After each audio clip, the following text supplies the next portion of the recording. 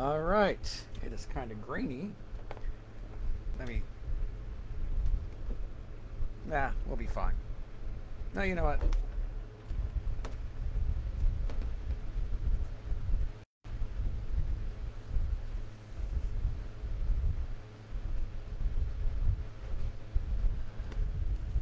It's getting ready to storm, so it just got really dark here. So let's get on with the Bhagavad Gita, chapter 18. To quote many film franchises, the final chapter of the Bhagavad Gita. This is all Krishna has to say. He doesn't say anymore, and he splits. Actually, there's a big battle that happens after that. We get back into the Mahabharata after this chapter. So, without further ado, and it's a fairly long one, it's sort of a recap of where we've been, as well as some other things. So this kind of goes on for a bit. So let's get started. Chapter 18 of the Bhagavad Gita with some comments by me, most likely. Okay, so here we go.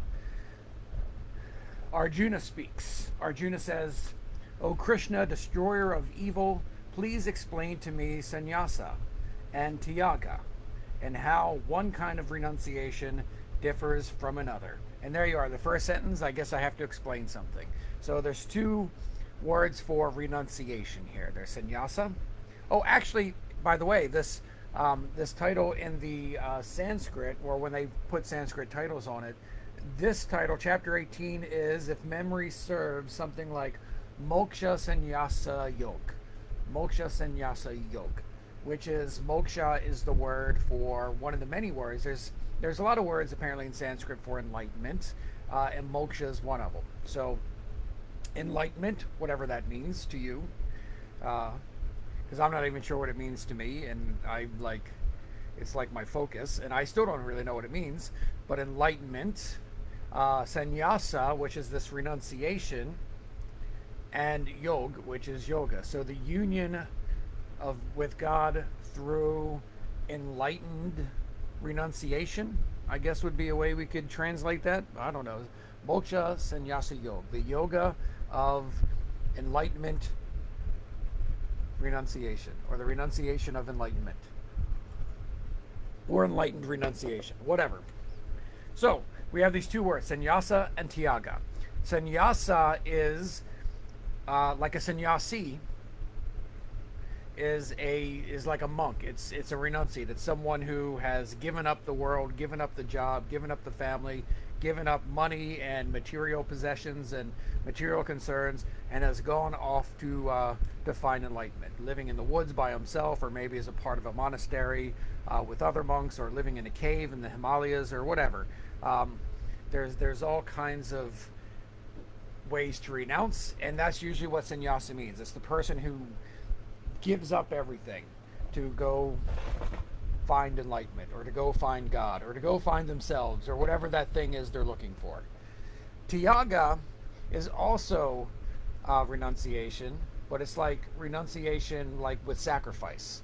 So tyaga is sacrificing, or it's as Krishna will explain, it's giving up. Instead of giving up your life to go live off by yourself, or go live with other people who have given up their lives, it is giving up the goals for your life, giving up the what he says in chapter 2, the fruits of your actions, the fruits of your giving up desire, in a sense. And bear with me, I'm going to hit an overhead light because that didn't even help. It's still getting dark.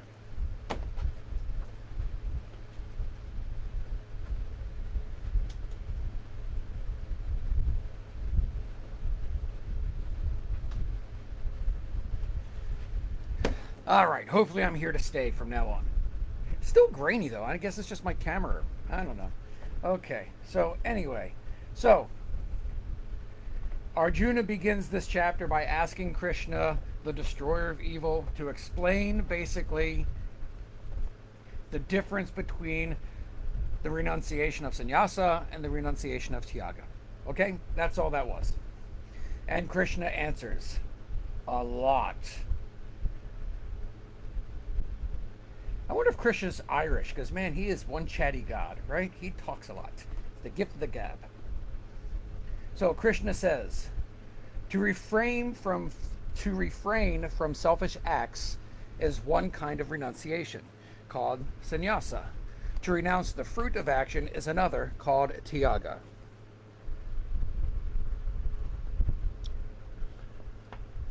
So I think even there, Krishna just sort of redefined sort of what sannyasa is, because generally sannyasa, now again, not an expert in Sanskrit, not an expert in Hindu culture or history, I'm just saying that a lot of people, when they use the word sannyasi or sannyasa, they're talking about renunciate, to go away, right? And Krishna is reappropriating that term itself and saying it's someone who gives up selfish acts. And maybe we can define having a job and getting wealthy and having a family and all that as selfish acts. I don't know. But there's that kind, and then there's the giving up the fruit of action altogether, that you still are in your life, you're still acting, but your motivation is different. What you're doing it for is different. You're not doing it to get ahead. You don't work to make money. You work to do whatever the fruit of the work is, but you give that fruit away. Among the wise, some say that all action should be renounced as evil. Others say that certain kinds of action, self-sacrifice, giving, and self-discipline, should be continued. Listen, Arjuna, and I will explain 3 kinds of tyaga and my conclusions concerning them. Self-sacrifice, giving, and self-discipline should not be renounced, for they purify the thoughtful. Yet even these, Arjuna, should be performed without desire for selfish rewards. That this is essential. To renounce one's responsibilities is not fitting. The wise call such deluded renunciation tamasic. Remember, tamasic is one of those 3 gunas, sattva, rajas, tamas. And sattva was, I'm sorry, I'm talking about tamas. Tamas was the guna that is ignorance and laziness, or indolence. I like that word, indolence. And so those who renounce their responsibilities, the wise call such renunciation tamasic. It's ignorant and it's lazy. To avoid action from fear of difficulty or physical discomfort is rajastic. That was the rajas is the guna of passion and action. So to avoid discomfort is rajastic. There is no reward in such renunciation. But to fulfill your responsibilities, knowing they are obligatory, while at the same time desiring nothing for yourself, this is sattvic renunciation. That's the righteous, the pure renunciation. Those endowed with sattva clearly understand the meaning of renunciation and do not waver. They are not intimidated by unpleasant work, nor do they seek a job because it is pleasant. As long as one has a body, one cannot renounce action altogether. True renunciation is giving up all desire for personal reward. Let me read that again. True renunciation is giving up all desire for personal reward. Those who are attached to personal reward will reap the consequences of their actions, some pleasant, some unpleasant, some mixed. But those who renounce every desire for personal reward go beyond the reach of karma. So if you're doing stuff to get stuff, you're stuck in karma and you're going to get whatever karma you've earned. So if you're doing bad things to get something you want, bad karma is going to come your way. If you're doing good things because you want to get rewarded, all right, you may get rewarded, but you're still stuck in karma. But those who renounce every desire for personal reward, we're doing it for the sake of helping others without asking anything in return, boom, no more karma.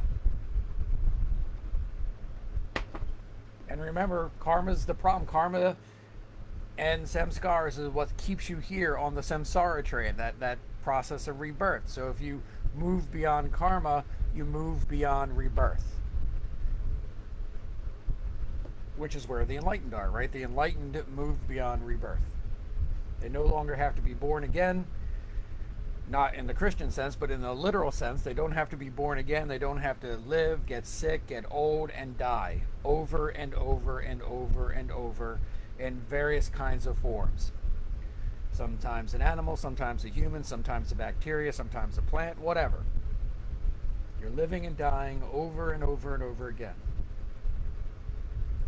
Listen, Arjuna, and I will explain the 5 elements necessary for the accomplishment of every action as taught by the wisdom of Sankhya. The body, the means, the ego, the performance of the act, and the divine will. These are the 5 factors in all actions, right or wrong, in thought, word, or deed. And those 5 factors are the body, the means, the ego, the performance of the act, and the divine will. Whether it's a good action, a bad action, a right action, a wrong action, whether it's an action in thought, word, or deed, those 5 factors are present, says Krishna. Feel free to debate, but don't debate with me, debate it with Krishna.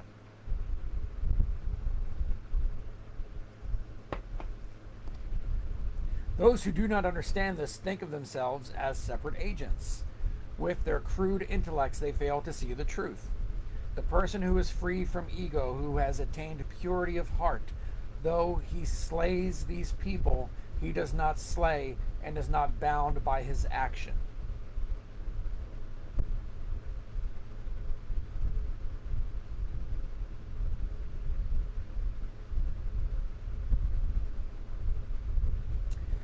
So remember, the context of this whole Bhagavad Gita is a battle that's about to happen. This huge battle between it's World War, whatever it would have been, 5,000 years ago. It is a world war, as far as anyone is concerned, between these two. Well, it's actually the same family, but splits within the family. 2 huge armies to decide the fate of who's going to rule India, which at that point is, in the story, the way the story is told, is basically who's ruling the world.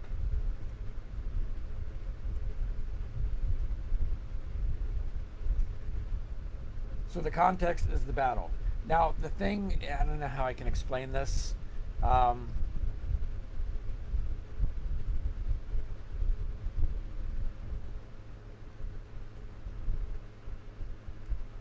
If my desires for goals, whether good or bad, to avoid bad and seek the pleasure, if that influences my actions, and therefore I'm acting to gratify a sense pleasure, to avoid pain, or I'm acting to get some specific goal, I'm acting for the fruits of the action.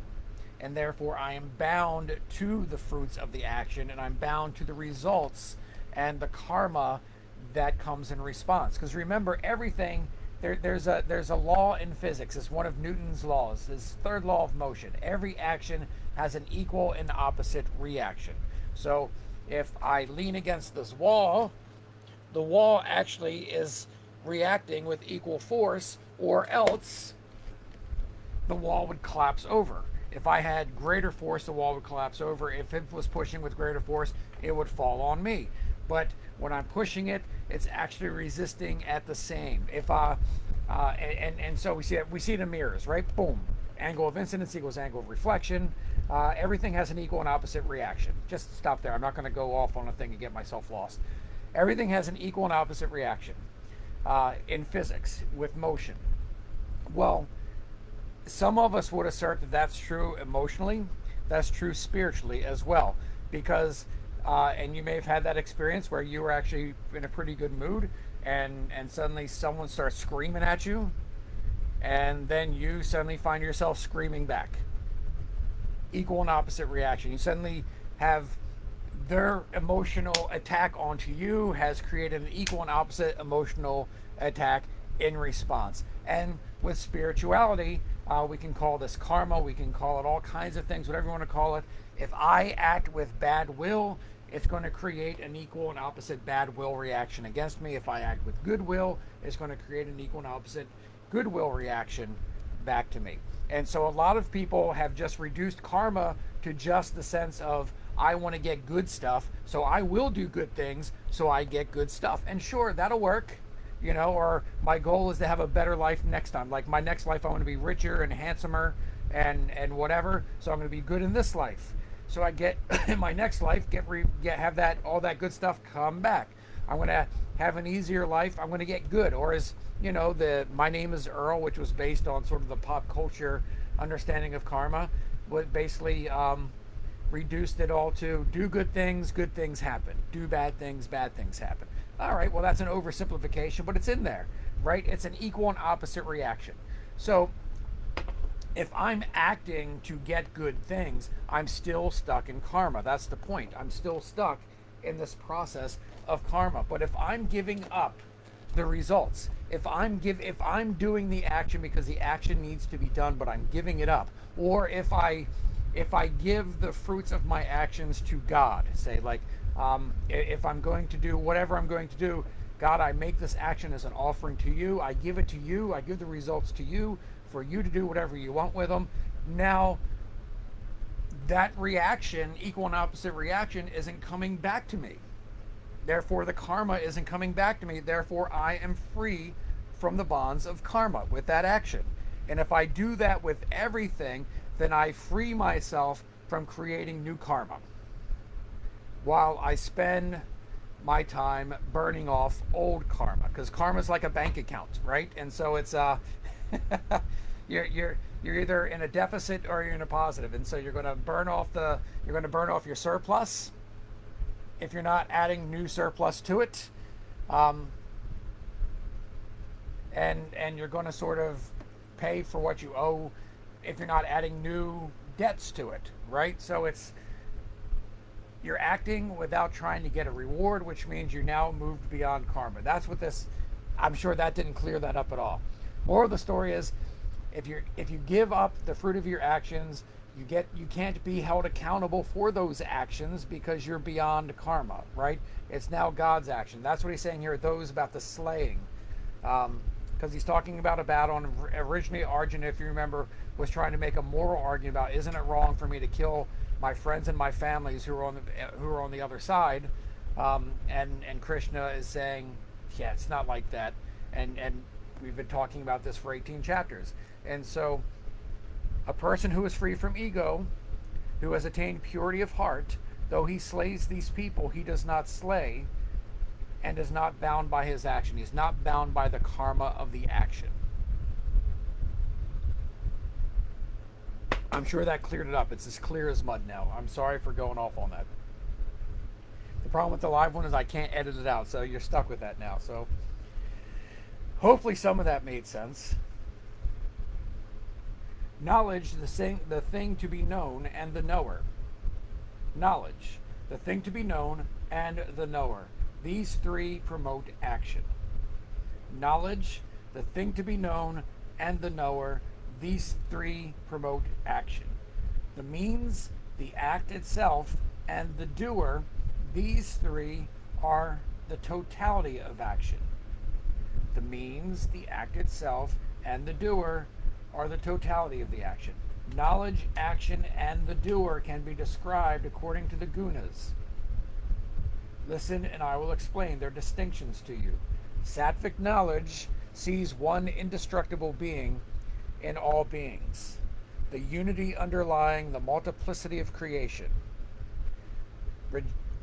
Rajasic knowledge sees all things and creatures as separate and distinct. Tamasic knowledge, lacking any sense of perspective, sees one small part and mistakes it for the whole. Work performed to fulfill one's obligations without thought of personal reward or of whether the job is pleasant or unpleasant is sattvic. Work prompted by selfish desire or self-will, full of stress, is rajasic. Work that is undertaken blindly, without any considerations of consequence, waste, injury to others, or one's own capacities, is tamasic.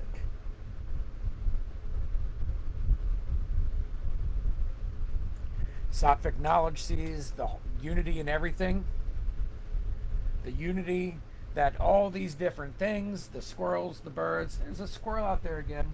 You're not chasing squirrels anymore? There's one right out there. The dog that chases the squirrel, all one. It's all one. Rajasic sees it all as separate things, and Tamasic is just really limited. It isn't that it just sees everything as separate. It's just focused on one small sort of thing, probably the self, and thinks whatever is going on inside the self is just what everything is, right? So that's sort of the gunas of knowledge. The gunas of your job, again, work performed to fulfill one's obligations. This is your job, you do it without thought of personal reward. You're not doing it for promotion, you're not doing it to get ahead, you're not doing it to get any benefit other than doing your job. And whether the job, or whether without thought of personal reward, or whether the job is pleasant or unpleasant, you know, it could be a crappy job, it could be a good job. You just do it, right? You're shoveling out barns for a living. Literally a crappy job. But you do it and you don't think about, oh, my job sucks and blah, blah, blah, blah, blah. You're doing your job. This is your job. You do it and you're not thinking about any kind of reward other than doing your job. That's sattvic, says Krishna. Work prompted by selfish desire or self-will, which as a result is full of stress, is rajasic. And of course, doing a job, taking jobs blindly without any consideration, jobs that may be hurting people and not really caring, jobs where, you know, maybe you're pouring pollutants into, you know, a water table where people draw their well water to drink the drinking water, and you're polluting people and you're making people sick. All right, that's tamasic, right? It's a job where you're not really even concerned about how you're hurting people. You know, you're just doing your 9 to 5 and getting your paycheck, and you know, then it's Miller time. That's tamasic work. Sattvic workers, again, sattva being sort of the righteous, the pure. So the righteous and pure workers, we could say, sattvic workers are free from egotism and selfish attachments, full of enthusiasm and fortitude in success and failure alike. There is no success and failure when you're sattvic, right? Because it's all the same to you. You succeeded this time, you failed this time, whatever. It's all the same. Rajasic workers have strong personal desires and crave rewards for their actions. Covetous, impure, and destructive, they are easily swept away by fortune, good or bad. These people die when they make a mistake, and they are unbearable when they succeed because they're like, oh, look at me, look at me. They're doing everything reward. They're doing everything to get noticed. If you worked in an office, you've seen this kind of person. They always need you to pay attention to them and what they're doing. That's rajasic. And of course, anything that sort of they think is threatening the success of what it is they're doing is the end of the world. And so, you know, they're they can be, it's a phrase we used to use, drama kings or drama queens, right? They're all about the drama. And then tamasic workers are undisciplined, vulgar, stubborn, deceitful, dishonest, and lazy. They're easily depressed and prone to procrastination. And I think you all know workers like that, or we may have been workers like that. Before we move on, let's have a refill.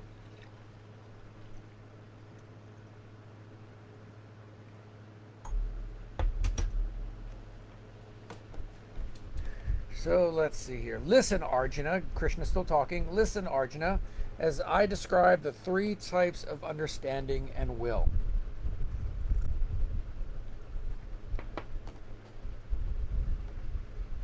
He's giving us a lot of lists here. To know when to act and when to refrain from action, what is right action and what is wrong, what brings security and what brings security and what brings insecurity, what brings freedom and what brings bondage. These are all the signs of sattvic intellect. To know when to act and when to refrain, from action. What is right action and what is wrong action? To know what is right action and to know what is wrong action. To know what brings security and to know what brings insecurity. To know what brings freedom and to know what brings bondage. These are signs of sattvic intellect. The Rajasic intellect confuses right and wrong actions and cannot distinguish what is to be done from what should not be done. The Tamasic intellect is shrouded in darkness, utterly reversing right and wrong wherever it turns. The Sattvic will, developed through meditation, keeps prana. Prana is sometimes equated with breath because you do a lot of breath exercises to sort of generate prana, which is like an energy. If you know anything about Taoism or Chinese philosophy, prana is a parallel to qi. So, for instance, in Taoistic, and I've been studying Taoism my whole life. Taoism is like the exercise Tai Chi. It's actually Tai Chi Chuan, but it's always shortened as Tai Chi. Tai Chi is actually the name for the yin and yang symbol, but Tai Chi Chuan is this sort of exercises. There's also Qigong, again that word Qi, exercises to help. Tai Chi helps balance your Qi, gets it moving and gets it balanced. Qigong exercises help generate Qi and hopefully remove things in your body that block Qi, because in Chinese philosophy, illness is a result of Qi blockages, which is why the Chinese invented acupuncture and acupressure as means to sort of finding where Qi is blocked and either stabbing it with a needle to get it moving, or creating like whatever you create to get the Qi moving again. And it also affects sort of design. Like my house right now is cluttered, so all the Qi, the flow of Qi gets stopped and it gets stagnant and it creates a different energy. So if you can keep open spaces that the Qi flow, and you've experienced this, I know you've had a house that had clutter, maybe a room that had clutter, and it always sort of feels dark, it always feels kind of heavy, it feels whatever, and you walk in there and then you finally get rid of all the clutter and you walk in there and it's open, and it just has a whole different energy. It's like lighter and looks brighter even though it's the same kind of light. It's because the Qi is moving now, right? Well, Qi is prana. It's not the breath, but it's breath exercises help generate the prana, which is sort of a vital energy, a life-giving energy. So sattvic will, developed through meditation, keeps prana, mind, and senses in vital harmony. Rajasic will, conditioned by selfish desire, pursues wealth, pleasure, and respectability. Tamasic will shows itself in obstinate ignorance, sloth, fear, grief, depression, and conceit. And I doubt when it says here grief, if it means sort of like the natural grief, like when you lose someone you love, like bereavement. I don't think that's the grief it's talking about, but the people who are always sort of, grief is sort of like a synonym for being depressed over their lives all the time. And again, not depression like clinical depression, which is a medical condition, but, just the people who are constantly dissatisfied with their lives and complaining about their lives and unmotivated to change their lives. That's tamasic. That's the tamasic will. Now listen, Arjuna, there are also 3 kinds of happiness. Getting all kinds of lists. Hope you're keeping notes. 3 kinds of happiness. By sustained effort, one comes to the end of sorrow. That which seems like poison at first, but tastes like nectar in the end, this is the joy of sattva, born of a mind at peace with itself. Read that again because I got lost. That which seems like poison at first, but tastes like nectar in the end, this is the joy of sattva, born of a mind at peace with itself.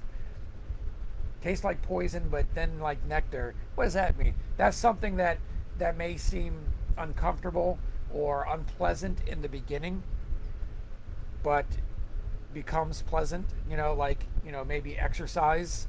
If you're out of shape, exercising tastes like poison. But as you begin to get in shape and your body gets in more shape, it moves better, it feels better. Now it tastes like nectar. So there are things that feel bad at first that are actually good in the long run, and that's part of the sattvic sattvic joy. Having a mind that's at peace with itself.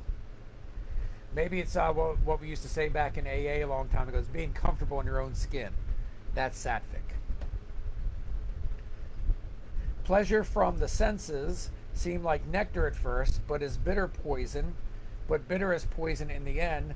This kind of happiness comes from the Rajasic.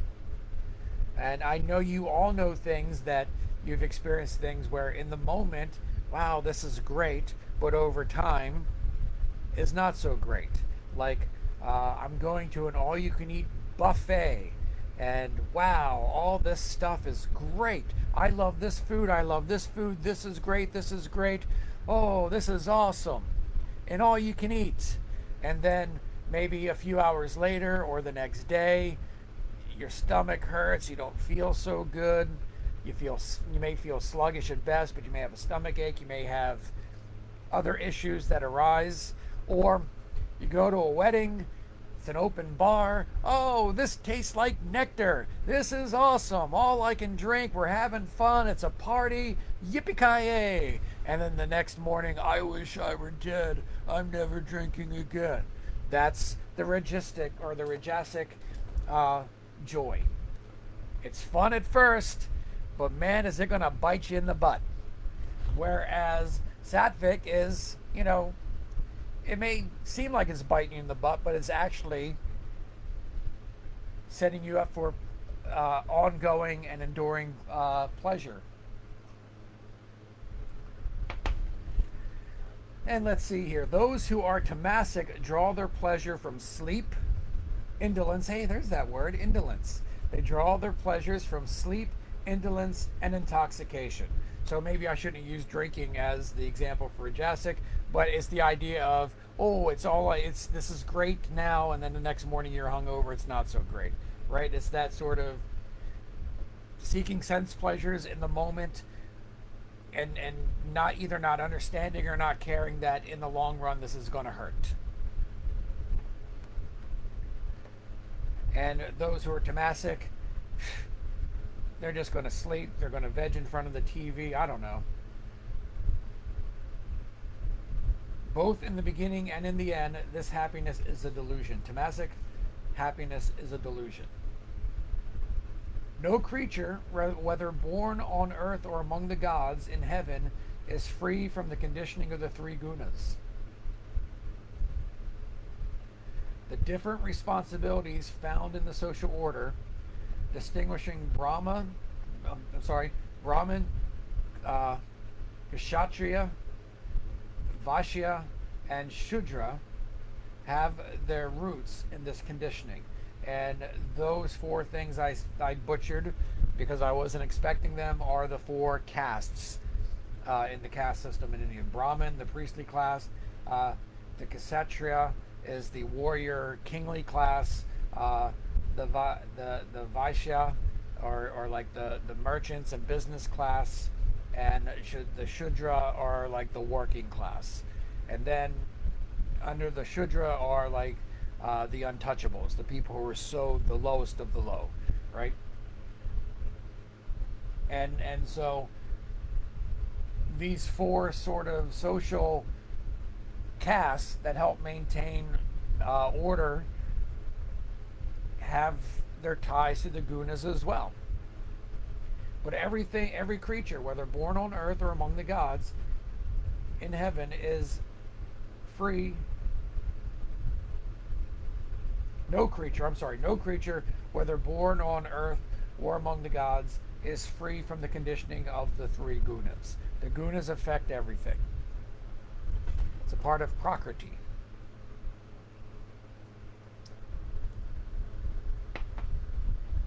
And so the gods are even affected by karma, because the gods may be gods because of karma.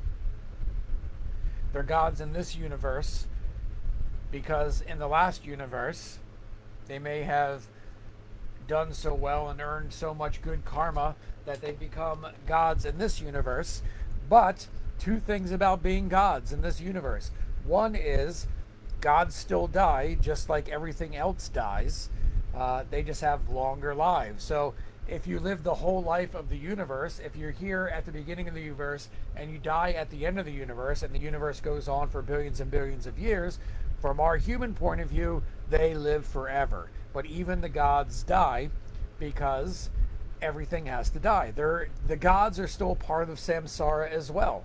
The demons, the angels, the dogs, the everything that has existence in some realm or form is still a part of samsara, and the only way to get out of it is to, according to a lot of traditions, there's some people who disagree with this part, but in a lot of traditions, Buddhist and others, and a lot of the Krishna people and a lot of the Hindu people I've spoken to and learned from over the last year or so, have all made the case that only humans can find enlightenment, or at least in this world. There may be other worlds and whatever the human equivalent of that is, but gods are not enlightened, and they cannot be enlightened until they become human and have a human life and find enlightenment in the human life, and then they are free from rebirth. Now you're thinking, well, being a god's awesome, but being a god is still like the gods. If you think in terms of the pantheon of India, or pantheons and other gods, they're administrators. They're like bureaucrats. They have these functions and these jobs that they have to do. And yeah, people may worship them and they may sort of get things, but it's like, it's about satisfying pleasure and burning off all this good karma. And when the karma's burned off, then boom, they got to start over like everybody else. So there's different realms. Like if you die, people, there's a heaven, there's a hell, or there may be various heavens and various hells. And so if you generate a lot of good karma and you die, you may level up in this life. You may have a better human birth, whatever. You may be born as a more priestly kind of person, or you may go to heaven when you die and then get born into whatever. But if you're in heaven, and you're living off your karma. Like if you saved up a lot of money in your bank account and you quit your job, or you retire, and now you're living off that money, right? You're living off that saved money. When that money runs out, boom, the retirement's going to end and we got to get a job again. And so heaven's the same way, and hell's the same way too. You generate a lot of debts, karmic debt. You go to hell and you'll be there, and you may be there for millions of years. It may feel like forever, but sooner or later you burn off all that bad karma while you're there and you're back to zero. Boom, and then you get wherever you're going here, right? Or you get enough, the bad karma reduced, where you don't have to be in hell anymore, and maybe you can be born as a mosquito. And then as you're born as a mosquito a few thousand times, maybe you can be a spider and whatever, and work your way back up to being a human at some point, and try again. That's sort of the system, and it's an oversimplification. So if it sounds silly, it's more my explanation, not the system itself. I have no idea how I got there. Oh, because it was talking about the gods. So everything, even the gods, are controlled and conditioned by these gunas. The different responsibilities found in the social order distinguishing and these castes also have their roots in this conditioning. The responsibilities to which the Brahmins are born, based on their nature, are self-control, tranquility, purity of heart, patience, humility, learning, austerity, wisdom, and faith. Those who are in the priestly class, or those who are born, those of us who aren't in the caste system, may be born to the sort of caste personality, right? And so there may be some of us, I won't say that I'm in this class, but there may be some of us who are born with self-control and tranquility and purity of heart and patience and humility and learning and austerity and wisdom and faith. And whether we're in a caste system or not, we are living as Brahmins, whether we know it or not.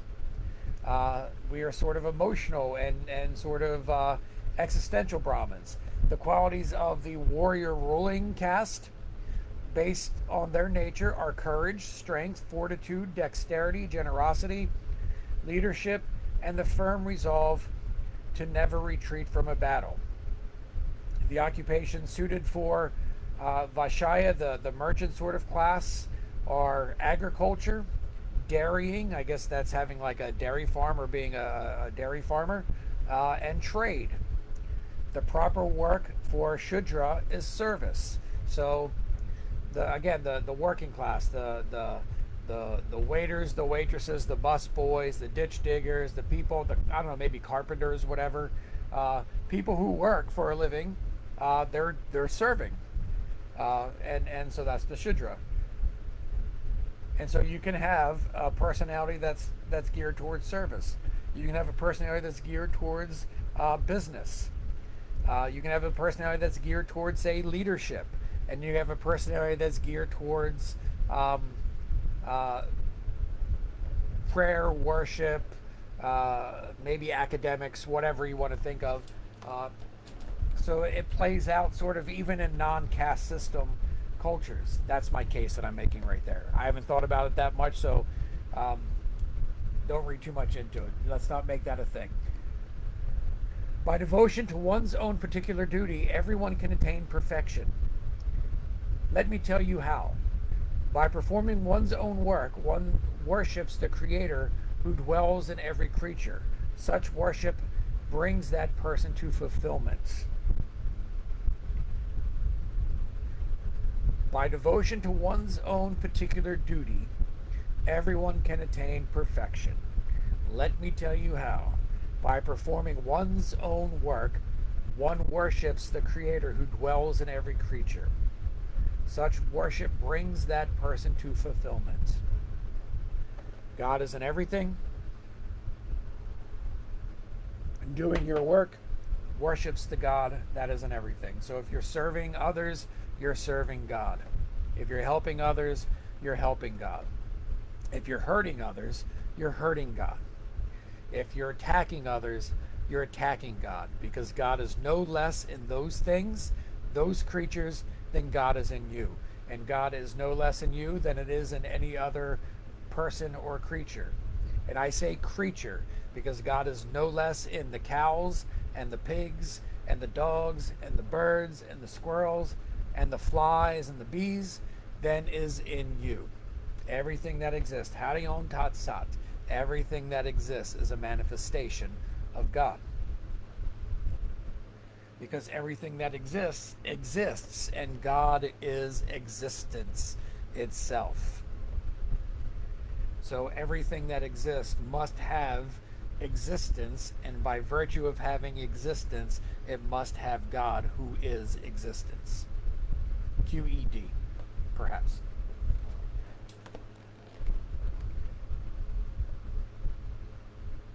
Oh, here's one of my favorite lines. I think he said it somewhere else too, but it's my favorite lines in the whole Bhagavad Gita. It is better to perform one's own duties imperfectly than to master the duties of another. Or I think what it actually says, in this translation, says that it is better to follow one's own dharma imperfectly than follow the dharma of another. And dharma is, depending on tradition, like in Buddhism, dharma has become more like the teaching. So the teaching of the Buddha is the dharma. But dharma in sort of Hinduism is sort of like living out your purpose, living out your responsibility. So each caste has its own dharma. There's a way to be a priest and there's a way to be a warrior, and they may not be the same way. The warrior can go out and kill in a righteous battle, but the priest doesn't go out and kill. It's wrong for the working class person to go kill somebody, but it's okay for the king or the ruler to kill someone out of justice, hopefully. So it's every caste has its own rules, its own dharma, its own responsibilities. Because it isn't just sort of the things, the way you behave, it's your responsibilities. I have to do these things as a member of this caste, or as a member of my life, where I may not have a caste system. I have responsibilities, I have duties, and it's my job to do those things. So dharma sort of has all that was to say, dharma has a two-fold sort of meaning that may seem different, but I think they're both the same, which is dharma is sort of like your role, your responsibility, your duty, and dharma is the teaching, the understanding, the proper way to understand and be. And so those two merge together. And so it is better to live your own dharma, your own purpose, with your own understanding imperfectly, than it is to live someone else's dharma. Even if even if you can somehow find a way to live their dharma perfectly, it's their dharma. It wasn't made for you. So it's better to live your own, even if you don't seem to be good at it, than it is to live somebody else's.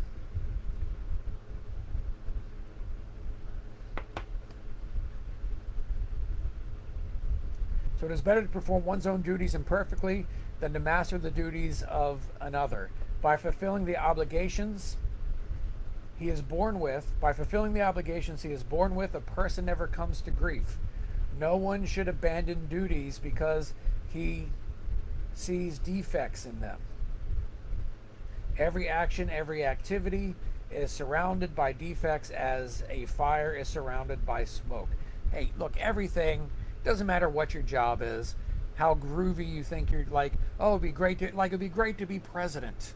Well, there's things about being president that just sucks, right?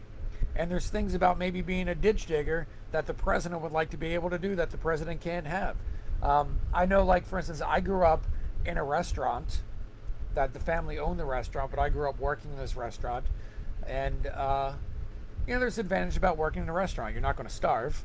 But there's disadvantages about working in the restaurant, especially if because people are jerks. But another good thing about working in a restaurant is when you're done working, right? You don't go home and you're not waiting on tables, you're not clearing tables. I mean, you may clean up your own mess and stuff at home, but you're not, when you leave your job's done. And, you may get called in your day off every once in a while. You just learn not to answer the phone, I guess, on your day off, so you don't get called in. But when you leave the work, your work's done.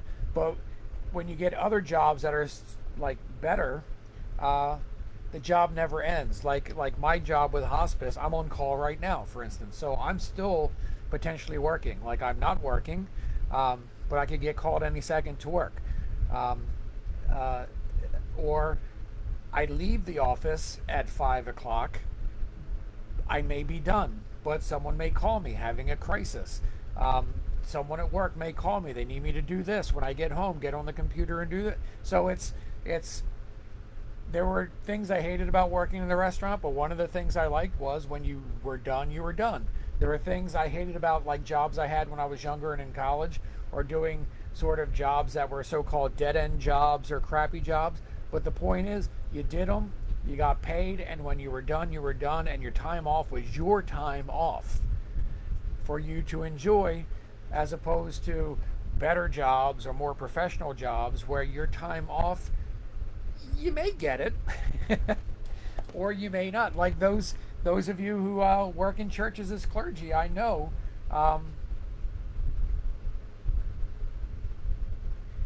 your time really isn't your time, even when it's your time. You're not, like, it's your day off from church. It's not a day to be preaching, but people still have needs and crises, and the church still has things they need you to do, and you still have responsibilities, whether it's your day off or not, and you have to attend to them, right? Just like when you're a parent, you don't really get a day off from that too. You may get the kids to summer camp, but even then, there's still responsibilities and things that have to be done. So,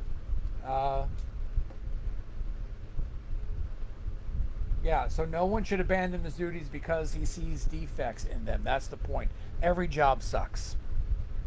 Doesn't matter how good the job looks from the outside, every job has things about it that just suck. Doesn't matter how good the job is. I mean, I have a great job. I love my job. where things about it I don't like doing.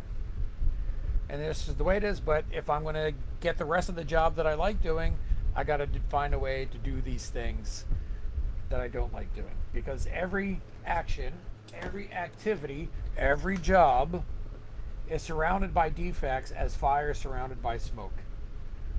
One who is free from selfish attachments, who has mastered himself and his passions, attains the supreme perfection of freedom from action. Listen and I shall explain, Arjuna, how one who, excuse me. Listen and I shall explain, Arjuna, how one who has attained perfection also attains Brahman. Brahman, the God who is existence, the supreme consummation of wisdom. Unerring in discrimination, sovereign of the senses and passions, free from the clamor of likes and dislikes, such a one leads a simple, self-reliant life based on meditation, controlling speech, body, and mind. And as I'm reading that, I'm realizing that that has been my focus for the last long time. Not always good at it, but meditation, living a simple life, a self-reliant life based on meditation, controlling speech, not always saying everything I'm thinking, not always deciding that my opinion has to be heard, controlling body, and controlling mind. Just because I think it doesn't make it true, not reacting to my own thoughts, and not running around trying to seek what my body wants. I mean, sometimes, you know, last week my tongue wanted something sweet and I found a way to give it something sweet. So I was, you know, but it's about, you know,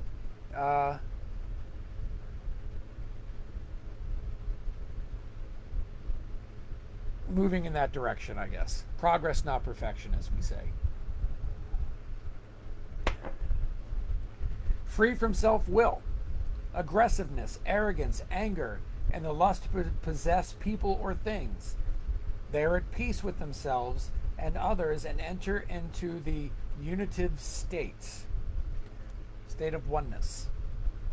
United with Brahman, ever joyful, beyond the reach of desire and sorrow, they have equal regard for every living creature and attain supreme devotion to me.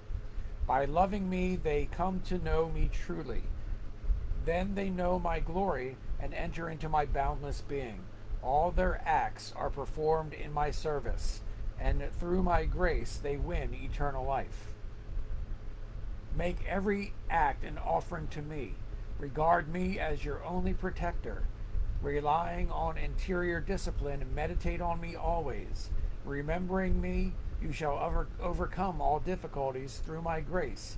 But if you will not heed me in your self-will, nothing will avail you. Some of this sounds like it could be right out of the pages from the Bible. Jesus could be saying this, or God could be saying this. And of course, Krishna is sort of the personification of God in the story. So this is as if God is saying it. So make every act an offering to God. St. Paul says this in the beginning of chapter 12 of Romans. Make your life a living sacrifice to God. Make every action an offering to God. Make everything you do in your life, everything about your life, make it an offering to God. Give it to God.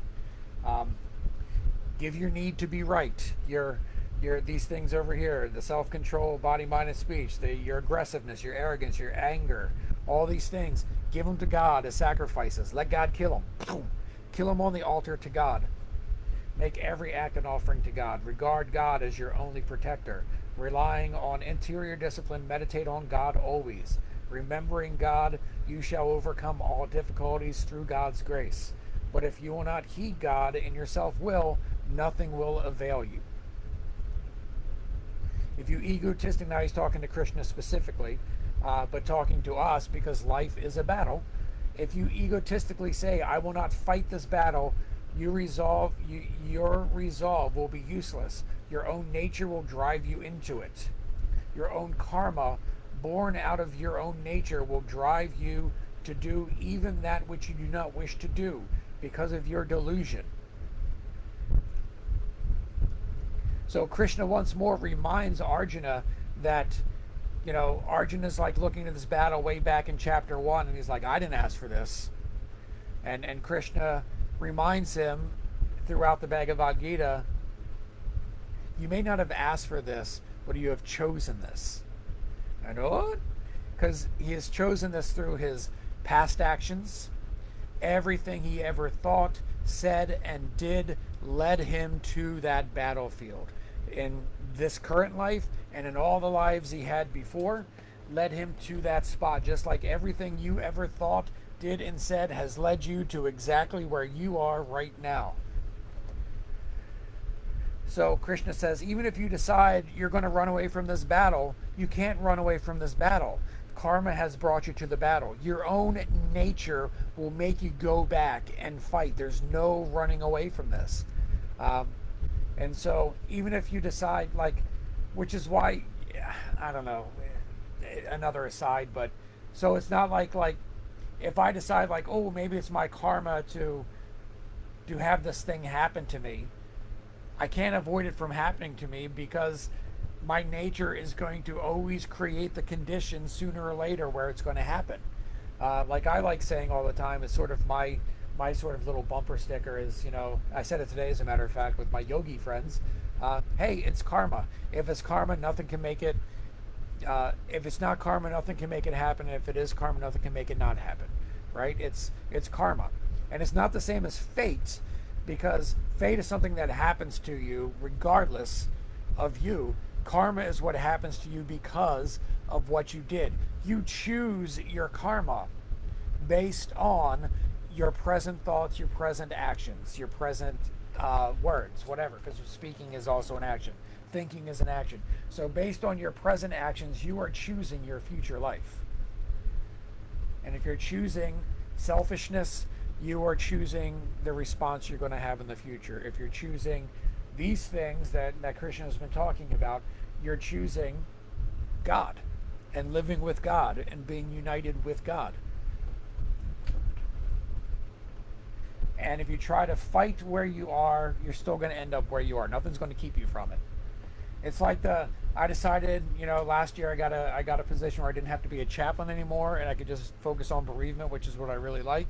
But hey, circumstances have brought me back to, I spent most of 2022, at least half of it, being a chaplain. And doing my bereavement work on top, working 2 full-time jobs. But my karma, and I remember reading the Bhagavad Gita through that and coming up with that idea. I didn't ask for this, but apparently I chose this because all my past actions led me to this situation.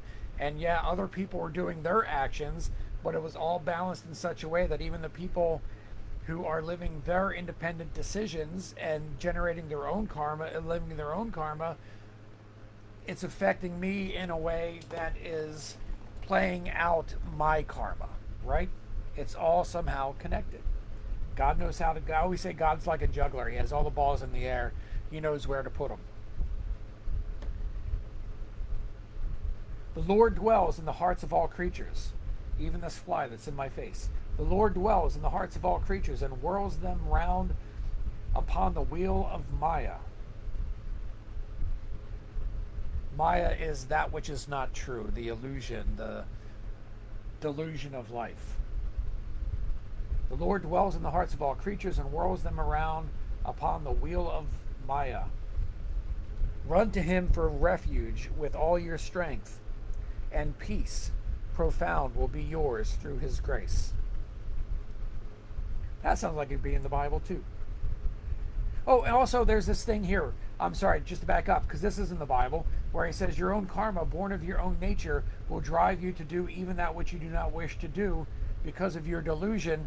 Remember also in Romans, I quoted Romans a few minutes ago, also in Romans before chapter 12, where Paul says, let your life be a living sacrifice to God.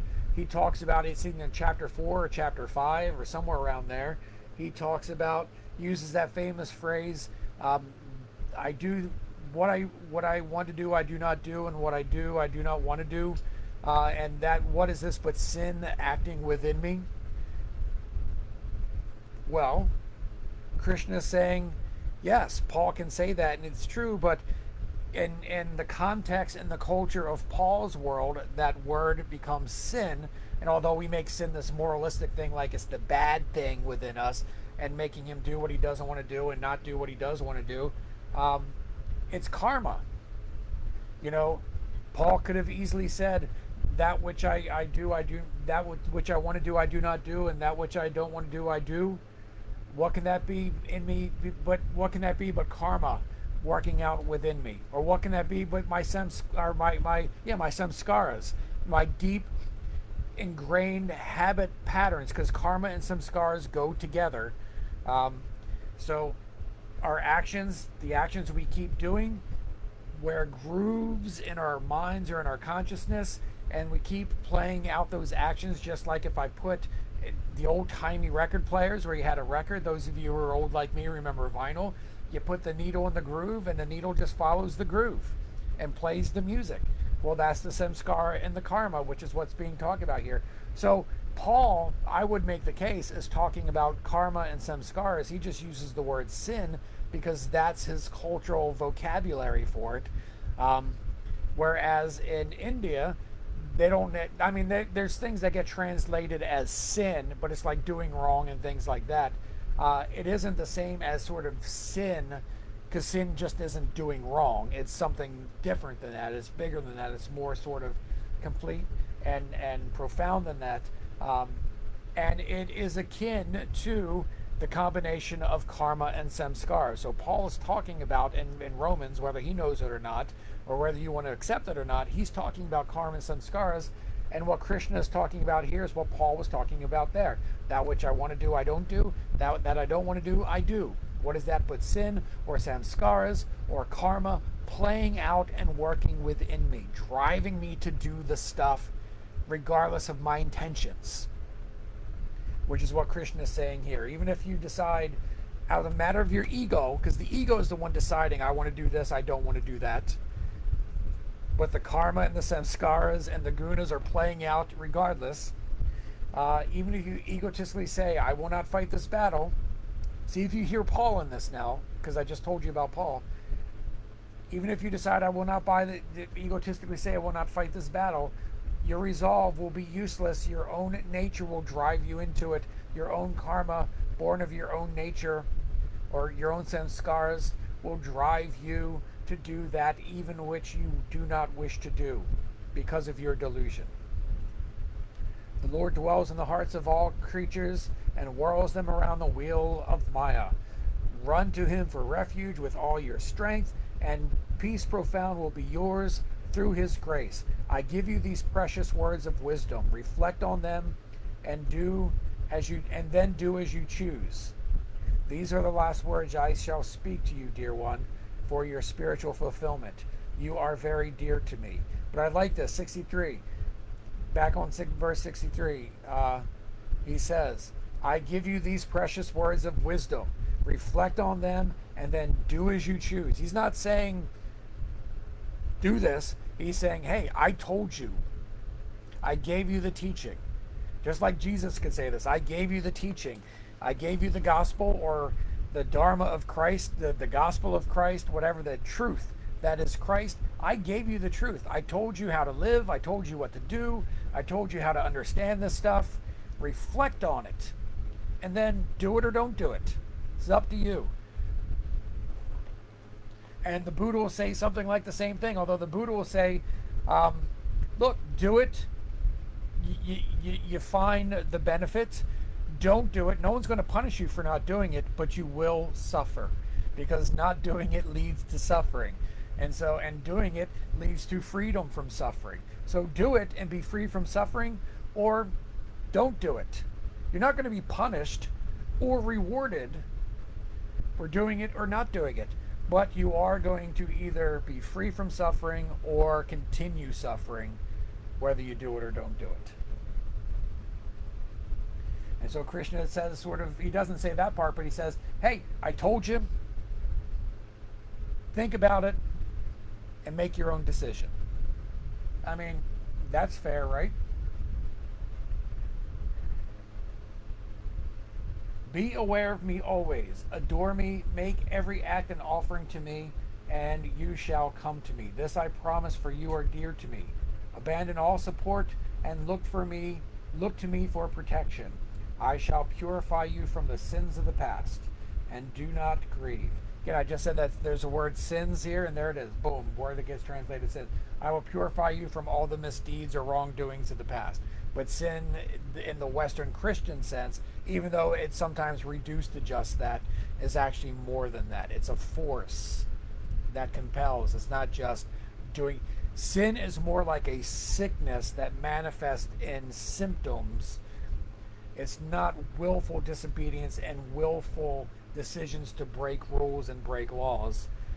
It's I lie, I do these things as a result of a spiritual illness, just like when I have the flu, I have headaches, I have a temperature, I may sneeze, I may have a sore throat, and there's no will involved. I'm not making a decision to not be healthy or to not be, free of pain. It's the symptoms of the condition, and sin is a condition, not a, in the classical sense, is a condition, not a sort of choice. In the West, it's become sort of like breaking the law. Sin is like there's this law, you break the law, that's sin, and now you should be punished. There's a court, there's a judge who's God, and then you get punished in this court, unless you have, a good public defendant like Jesus, who's going to get all the charges thrown at, throw out all the charges. But in the Eastern Orthodox sense, which is I like the Eastern Orthodox theology a lot better, it's that sin is an illness. And so all these things that we think are sins are actually symptoms of an illness. Anyway, sorry to go off on that for this one little sentence, but I'm trying to distinguish how when it uses this word sin, it may not be talking about sin the way we think of sin, or the way what sin is in the West, even though this may be what some people have reduced sin to being. Because some people have just reduced sin as just being bad, when sin in the classical sense is a lot closer to this karma and sanskaras that I already said Paul talks about in Romans. This driving force that makes us behave in a way even when we don't want to.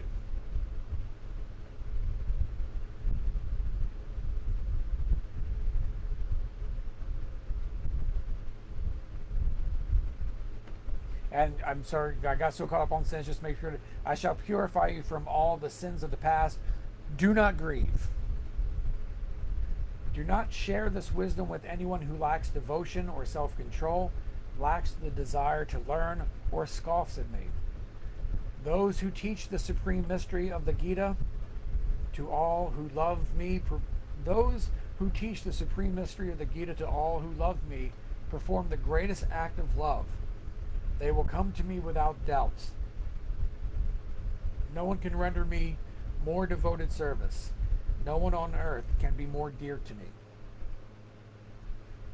So Krishna says those who teach what Krishna taught here is doing the highest form of love. But don't teach it, as Christ says, don't throw pearls.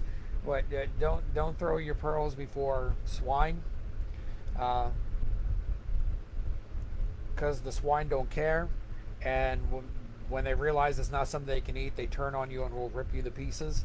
So don't share this wisdom with those who lack devotion or self-control, that lacks a desire to learn, or who scoffs at Krishna or God or whatever it is, scoffs at the divine, because they're like those swine. They're going to sniff it and they're going to find it lacking, and then they're going to turn on you. But if you do find people who are willing, teach them, and that's the highest form of love and service. And Krishna's talking about this Gita, but if you want to talk about the, because Gita means like song, and so the Bhagavad Gita is the song of God. If you want to talk about, say, the song of Jesus, the gospel of Jesus, those of you who want to teach that Gita, that gospel, to those, again, don't teach it to people who aren't receptive to it, because it's going to hurt you and hurt them, because they're not going to be ready. But if you find a receptive audience and you can teach it, you're doing the highest service, the highest form of love. Same if you follow Buddha. Same if you follow Lao Tzu and the Tao Te Ching. You find the people who are receptive to what you have and what you can teach, and you give it to them. and you don't try to cram it down the throats of people who aren't ready, because that is harmful. You're force feeding someone. That's harmful to them. And it may be harmful to you when they fight back. Almost done. Those who meditate on these holy words worship me with wisdom and devotion. Even those, I would say, probably meditate not in the sense of meditation as in dhyana, but contemplate. Those who contemplate on these holy words worship me with wisdom and devotion. Even those who listen to them with faith. Even those who listen to them with faith, free from doubts, will find a happier world where good people dwell. I like that. Even those who listen to these words, free from doubts, will find a happier world where good people dwell. As Qui-Gon Jinn says in Episode 1, your focus determines your reality.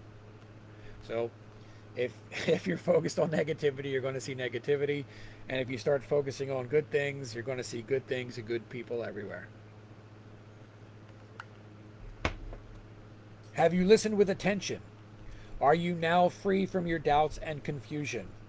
And Arjuna answers, you have dispelled my doubts and delusions, and I understand through your grace. My faith is firm now, and I will do your will.